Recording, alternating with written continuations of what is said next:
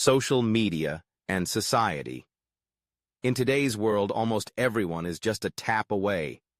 A simple click on an app, a scroll down a feed, a like, a comment, and suddenly we're connected to thousands, even millions of people.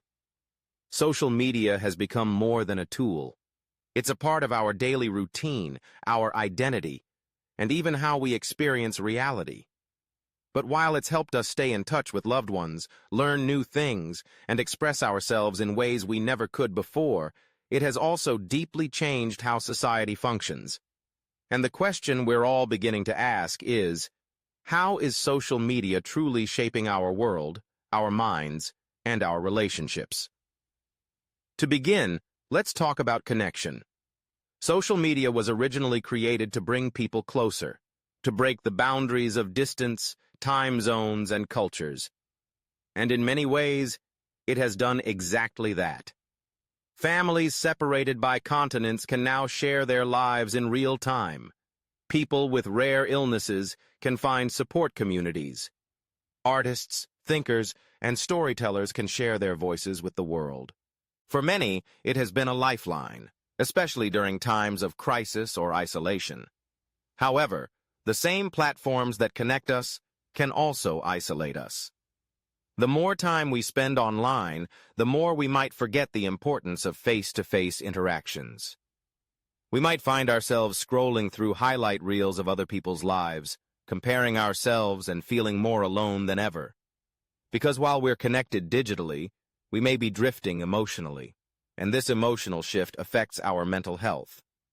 Numerous studies have shown links between social media use and anxiety, depression, loneliness, and low self-esteem, especially among teens and young adults.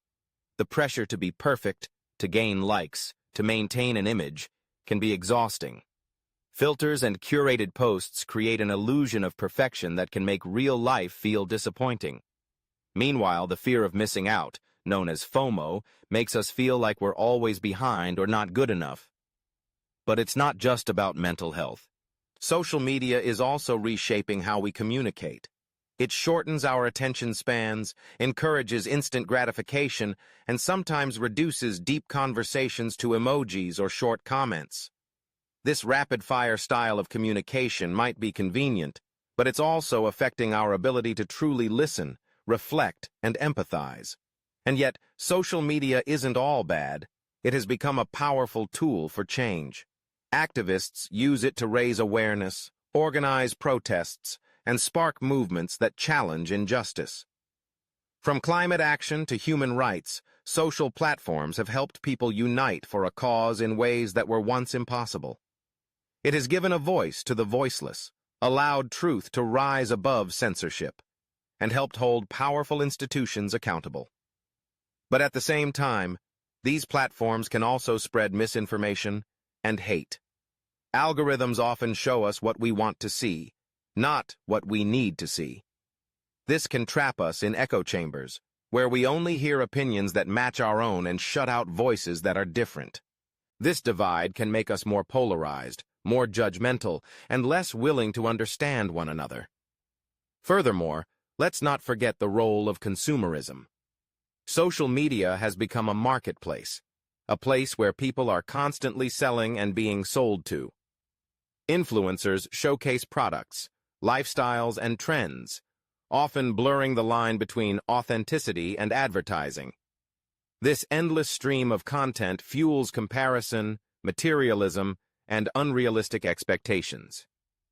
We start to believe that happiness comes from having more, looking better, or keeping up with what others are doing. But true self-worth can't be measured in likes or followers. It comes from within, from our values, our purpose, and our relationships. And speaking of relationships, social media has changed how we form, maintain, and even end them. Dating apps have revolutionized romance, but they've also made relationships more disposable. Friendships are now judged by digital interactions. Did they like your post? Did they reply to your story? While online connections can be meaningful, they can never fully replace physical presence, real eye contact, and shared experiences. And when misunderstandings happen online, they can quickly spiral out of control, since tone, emotion, and context are often lost in texts or comments.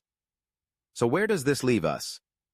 Are we doomed to live in a shallow, hyper-connected world where validation comes from strangers on the internet? Not necessarily, because the truth is, social media is not inherently good or bad. It's a mirror.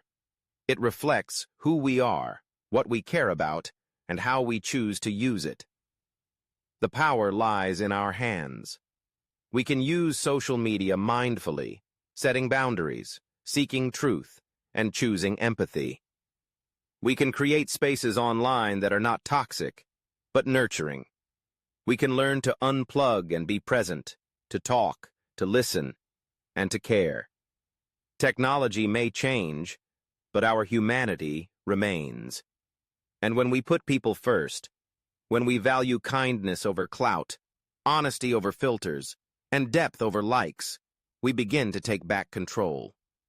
In the end, social media is shaping society, but society also shapes social media. It's a two-way street, and if we want a better digital world, we must become better digital citizens. Let's use these platforms not just to post, but to connect, not just to react, but to understand, not just to impress, but to inspire. Because when we use social media with heart, with purpose, and with awareness, we don't just change what we see on a screen, we change the world behind it.